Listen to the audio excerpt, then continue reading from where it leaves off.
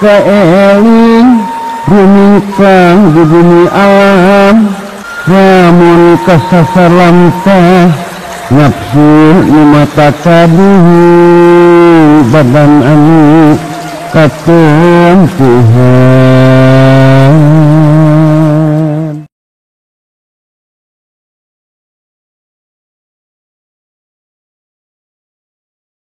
Manusia ku istilah nu digunakeun ku Gusti Allah dina Al-Qur'an disebut insan.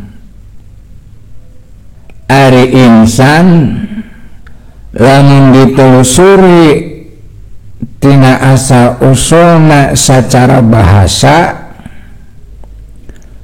bisa berasal tina akar kata anasa, bisa oge berasal tina akar kata nasia. Ari anasa secara lugoh hartina anu mika cinta, nyaeta anu mika cinta Gusti Allah. Ari anu mika cinta Gusti Allah eta tuduh kana asal usulna secara ruhani. Artina samemeh ruhani dihijikeun jeung jasmani, ruhani teh mangrupakeun hiji makhluk anu mika cinta Gusti Allah. Sahingga nalika ruhani ngahiji jeung jasmani tuluy jadi manusia nu gelar ka alam dunja kawas urang ayeuna, mangka dina diri manusia secara fitrahna atawa secara alamiahna punya kecenderungan untuk mika cinta. Sabab secara rohani manusia dalam tanda kutip lahir dari rahim cinta. Kusabab kitu mangka dina diri sakabeh manusia secara umum aya hiji kabutuhan anu sifatna alamiah, anu sifatna naluriah, anu teu bisa digantikeun, anu teu bisa dicumponan kuno sejen, anu tak bisa tergantikan, nyaeta kebutuhan untuk bertuhan. Jeung ari puncak kebertuhanan manusia adalah mencintai Tuhan tanpa syarat, tanpa batas.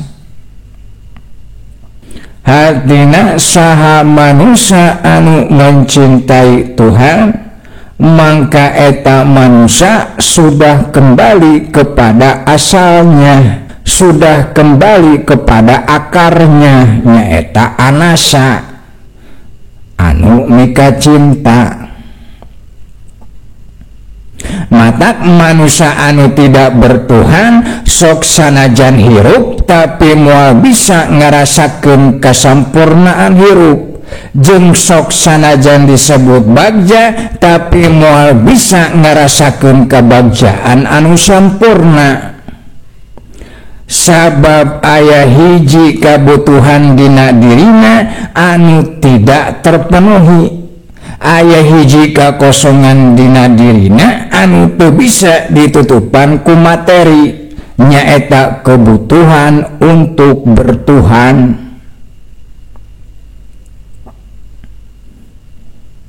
Nah, dari situlah secara alamiah manusia akan melakukan pencarian terhadap Tuhan. Hanya saja proses dan perjalanannya berbeda-beda dan tidak akan puas sebelum menemukan Tuhan yang asli, Tuhan yang sejati. Nyaeta la ilaha illallah. Tuhan yang asli, Tuhan yang sejati, tiada lain dan tiada bukan adalah Gusti Allah.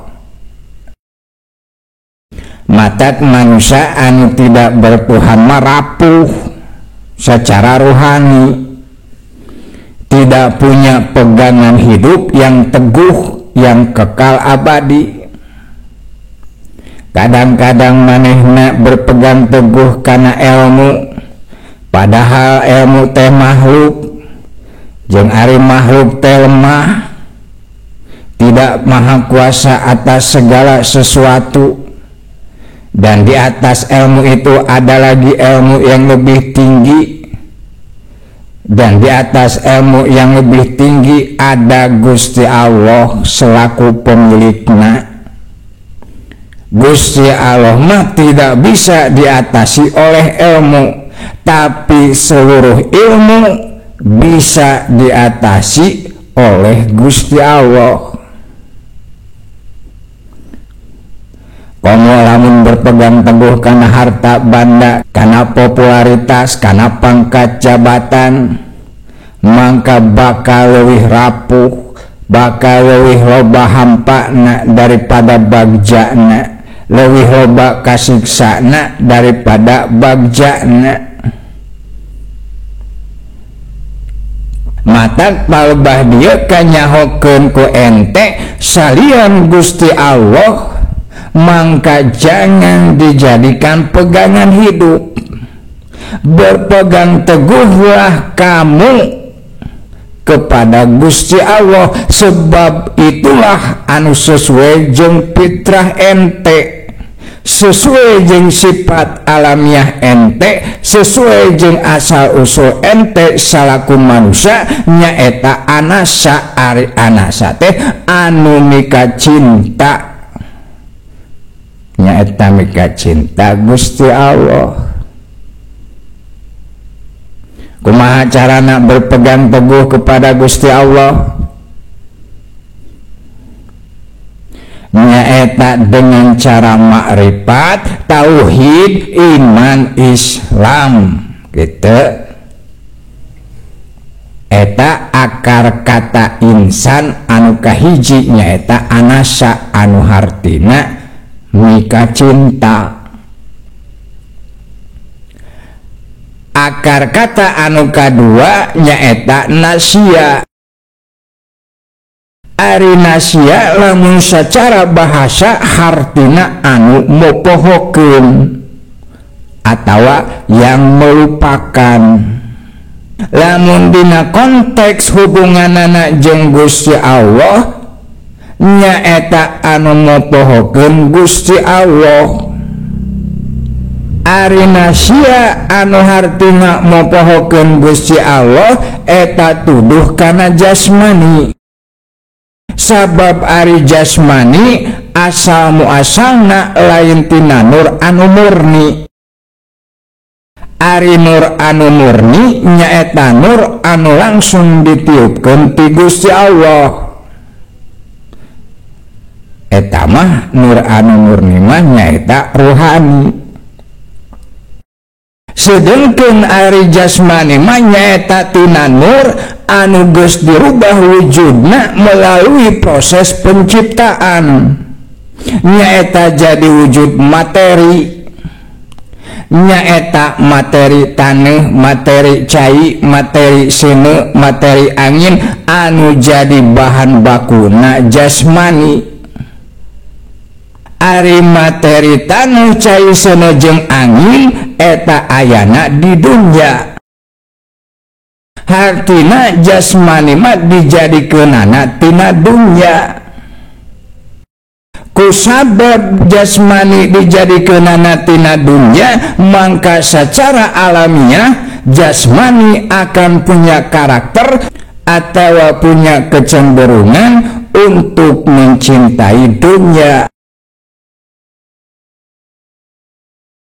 Jadi sejak rohani dipersatukan dengan jasmani, jadilah manusia. Maka sejak itulah pada diri manusia ada dua kecenderungan alamiah anu saling berlawanan.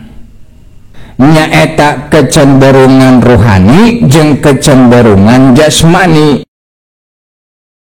Ari rohani punya kecenderungan ka ukhrawi, kanu non materi, sedangkan ari jasmani punya kecenderungan kana duniawi, kana materi. Jadi sebagian tina perbedaan antara jasmani jeung rohani nyaeta beda kecenderunganana, beda sifat alamiahna. Ari rohani mah punya kecenderungan untuk mengenal dan mencintai Allah, sabab akarna ti Gusti Allah. Sedangkan jasmani mah punya kecenderungan untuk mengenal dan mencintai dunia, sabab akarna tina dunia. Gitu. Tuluy ayeuna lamun dikaji tina segi kanikmatanana antara mencintai Allah jeung mencintai dunia, mana anu leuwih nikmat?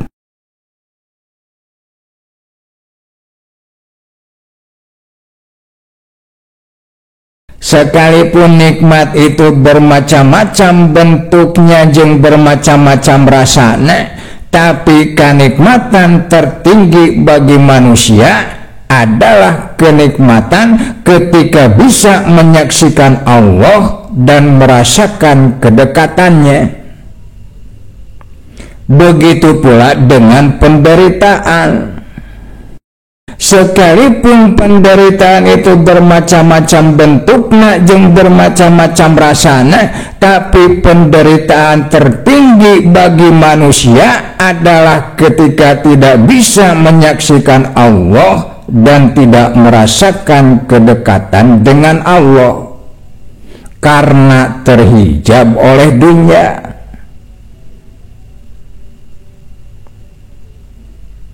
Kumaha cara ngukurna sehingga orang bisa membuat kesimpulan bahwa lebih nikmat mencintai Allah daripada mencintai dunia?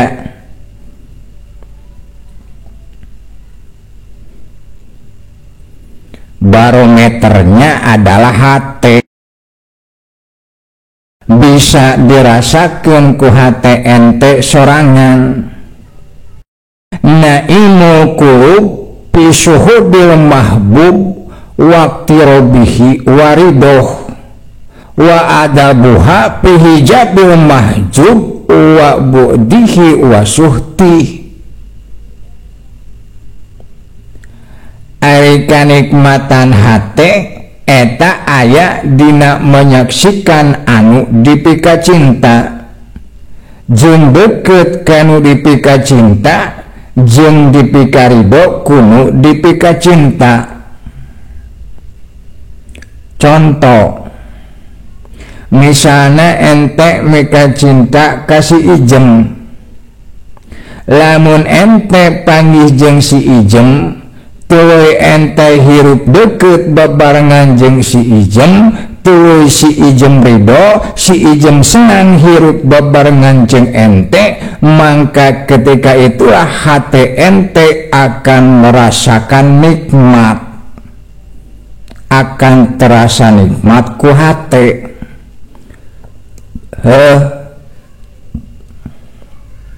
Sedangkan ari menderita na hati, ari kasiksa na hate nyaeta aya dina kahijabna atawa kahalanganana jeung nu dipika cinta, jeung jauh kanu dipika cinta, jeung murkana tinu dipika cinta. Contoh, nalika si ijem anu dipika cinta ku ente murka ka ente, tuluy ente dihalangan sehingga teu bisa ningali ka si ijem, teu bisa panggih jeung si ijem, tuluy si ijem ngajauhan ente, maka disitulah hati ente akan merasakan penderitaan, akan merasa tersiksa. Betul? Jadi pusatna kanikmatan manusia mah aya dina hatena. Jeung ari kanikmatan hate akarna aya dina cinta. Ayeuna bandingkeun jeung kanikmatan jasad. wa naimul ajsad bima yulaimu tab'aha min syihatin wa aklin lajiz wa libasin fahir wa ghairiha. Sedengkeun ari kanikmatan jasad eta aya dina naon anu jadi tabiatna atawa aya dina naon anu jadi kecenderungan alamiahna. Ari kecenderungan alamiah tina jasad nyaeta cenderung kana materi atawa duniawi. Contohna seperti sehatna badan, lezatna makanan, indahna pakaian, mewahna kendaraan, megahna tempat tinggal, jeung perkara-perkara duniawi anu sejen-sejenna. Wa adabuha bima la yulaimu tab'aha min marotin wa ju'in wa aksin wa ghairi. Sedengkeun ari menderitana jasad, ari kasiksana jasad eta aya dina naon anu teu saluyu jeung tabiatna. Contohna seperti gering, seperti lapar, haus, hareudang, kabulusan, kecape dipaksa gawe, panon tunduh tapi teu daek sare jeung sajabana.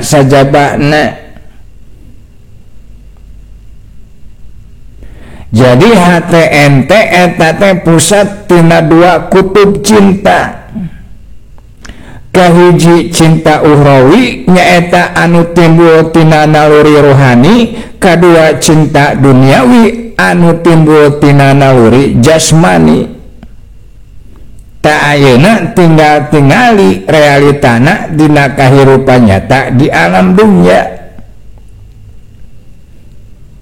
Misalna di satu sisi loba jalma anu daharna ngan saukur jeung goreng tempe, minumna ngan sabatas cai herang, pakaianana ngan pakaian butut, imahna imah gubuk, duitna pas-pasan, teboga motor komo mobil, tapi hatena jembar, tapi hatena ngarasa nikmat, tapi hatena ngarasa sugema, tapi hatena ngarasa senang.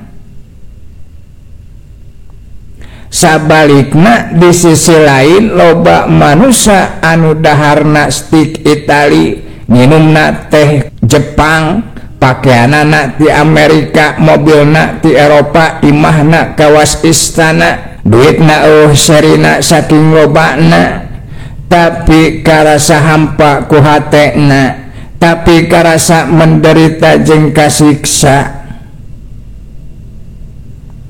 Loba anu kitu.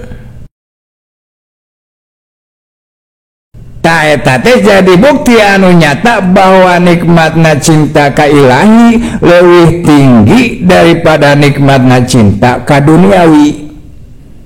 Artina kosongna hate ente tina cinta duniawi tidak akan membuat ente menderita, sabab geus kagantian, sabab geus katutup ku cinta ka ilahi. Artina ari cinta ka ilahi bisa memenuhi jeung bisa memuaskan hate. Sabalikna cinta ka duniawi mah moal bisa memenuhi jeung memuaskan hati secara utuh, secara terus menerus, secara menyeluruh. Rek sakumaha lobana duniawi ente moal bisa menutupi ruang kehampaan anu aya dina hate ente. Artina cinta duniawi mah bisa digantikan ku cinta ilahi. Eta sebabna tetap nikmat sok sanajan dunyana saeutik. Tapi ari cinta duniawi mah tidak bisa menggantikan cinta ilahi. Eta sebabna hate tetap hampa padahal dunyana barana. Tak kusabab gitu ente kudu boga prioritas dina hirup, kudu boga agenda utama, nyaeta prioritaskan, utamakan, dahulukan anu nilaina, anu kanikmatanana leuwih tinggi. Jangan korbankan kenikmatan yang lebih tinggi dan lebih kekal demi kenikmatan sesaat yang lebih rendah, gitu.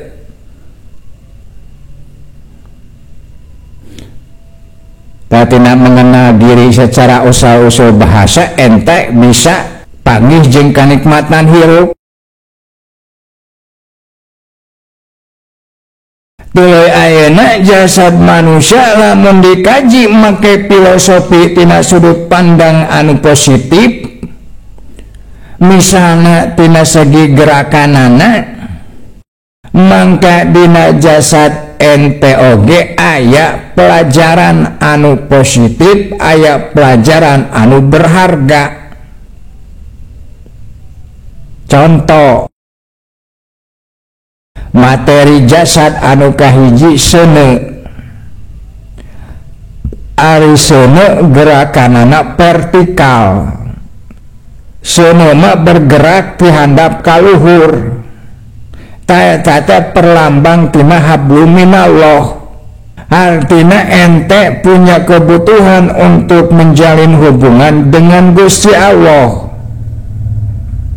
Gerakan seuneu teh mangrupakeun pepeling keur diri ente, keur urang sadayana salaku manusia, nyaeta khususna keur rohani. Asal ti luhur kudu balik deui ka luhur.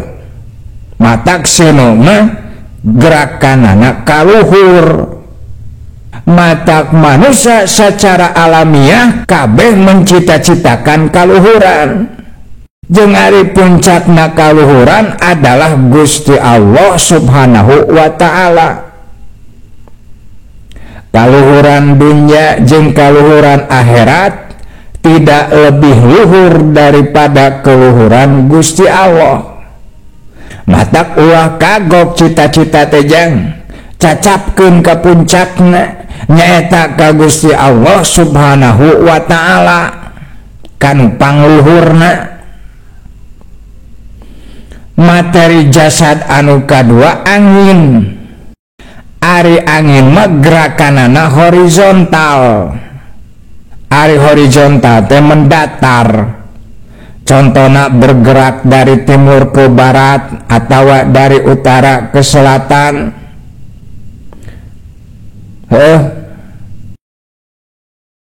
Ari gerakan angin anu horizontal eta teh perlambang tina hablum minanas.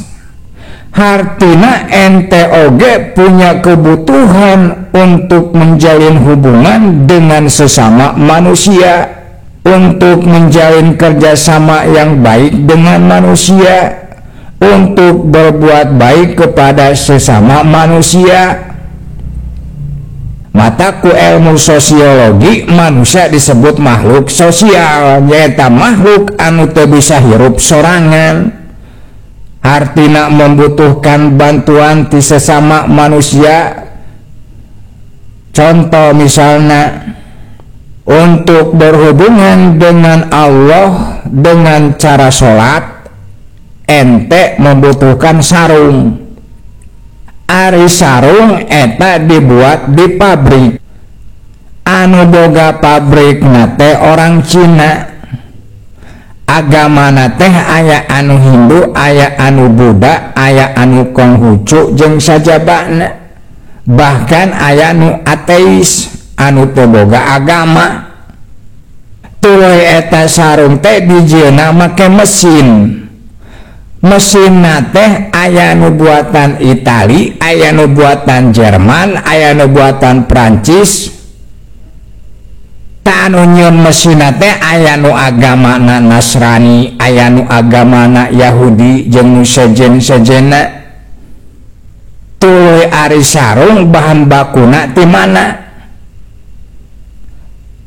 Aya anu lokal, aya anu impor di Cina, di Kamboja, di India jeung sajabana. Naon hartina eta sarung anu dipake ku ente berhubungan jeung Gusti Allah, anu dipake ku ente ibadah ka Gusti Allah, eta teh mangrupakeun hasil tina kahadeanana orang-orang Yahudi, orang-orang Nasrani, orang Hindu, Buddha jeung sajabana. Tapal bah dia ente kudu sadar sing horeng untuk beribadah kepada Allah saja ente teh membutuhkan bantuan kaum Yahudi, Nasrani jeung sajabana anu loba jumlahna, lain saurang dua urang. Kusabab kitu ingatlah kebaikannya, eling-eling ku ente kahadeanana. Hiduplah yang rukun dengan semua umat beragama dan berbuat baiklah kepada semuanya sebagai tanda syukur ente kepada Allah. Sabab eta manusia sadayana teh meunang ngajadikeun Gusti Allah. Syariatna manu ngajadikeun sarung teh Yahudi, Nasrani jeung sajabana. Hakikat nama jang Allah kene.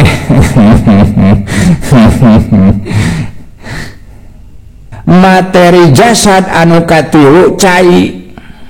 Ari cai secara alamiah bergerak di luhur kahandap. Ari gerakna cai di luhur kahandap eta teh mangrupakeun perlambang tina tawadu.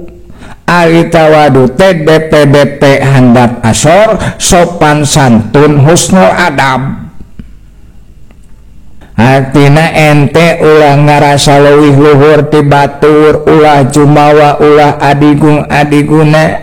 Lamun ente jadi pejabat kudu inget ka rakyat, kudu mikanya ajeng berlaku adil ka rakyat.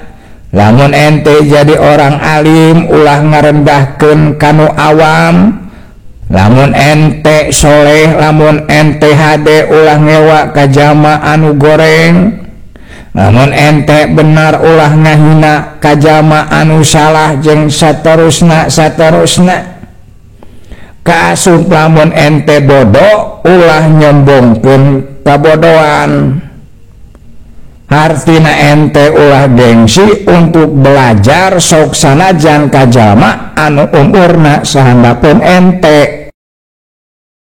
Nya kitu deui lamun ente miskin ulah nyombongkeun kamiskinan. Artina ulah nolak pemberian ti batur. Kupedah beda madhabna, beda agamana, beda suku bangsana jeung sajabana. Naon sababna? Sabab ari menerima pemberian dari orang lain dengan ikhlas karena Allah, ta eta teh kaasup ibadah kehed.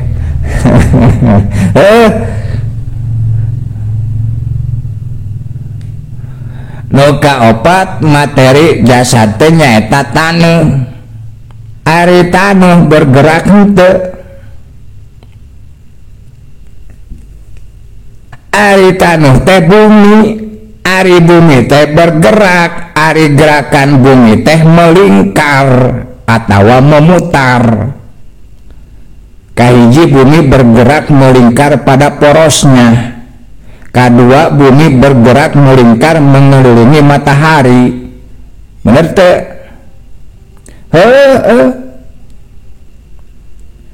Ari gerakan melingkar naon filosofina?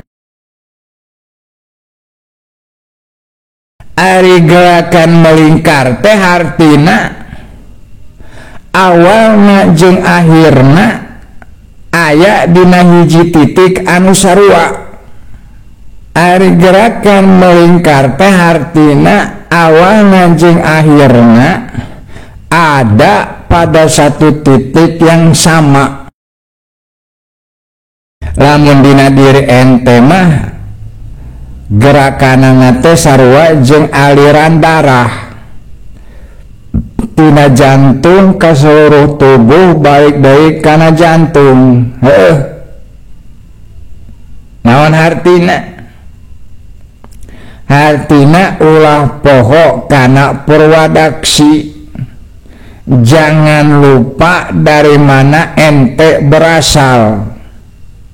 Lamun dina konteks sosial, misalnya ente berasal dari rakyat jelata, tuh suatu hari ente jadi presiden, maka setelah ente jadi presiden ulah poho ke rakyat jelata sabab tidinya lah ente berasal.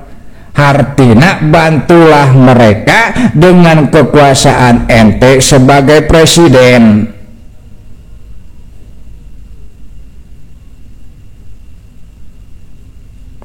Kaduana ari gerakan bumi eueuh eureuna. Tiba heula nepi ka ayeuna terus berputar. Hartina ente ulah loba teuing istirahat. Harus terus bergerak, harus terus produktif. Uncek ayat Quran tiamah faida farog tafangsob. Lamun anggeus tina hiji pagawean tuluikeun kana pagawean sejen anu can dipigawe. Lamun anggeus tina hiji amal soleh tuluikeun kana amal soleh sejen anu can dipigawe. Hartina ente kudu beredar tina gawe kana gawe, tina amal soleh kana amal soleh, tina ngabdi kana ngabdi. Eta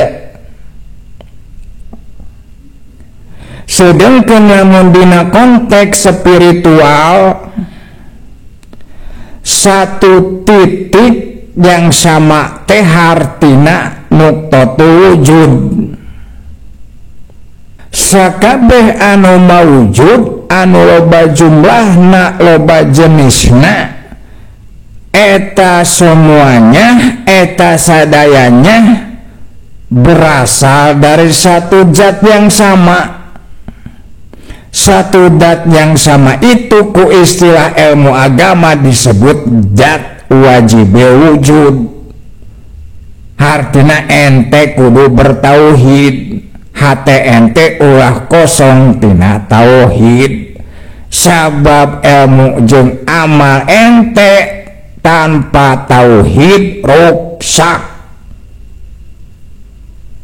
Kaduana berawal jeung berakhir di titik yang sama teh eta teh mangrupakeun perlambang tina kalimat innalillahi wa inna ilaihi rajiun.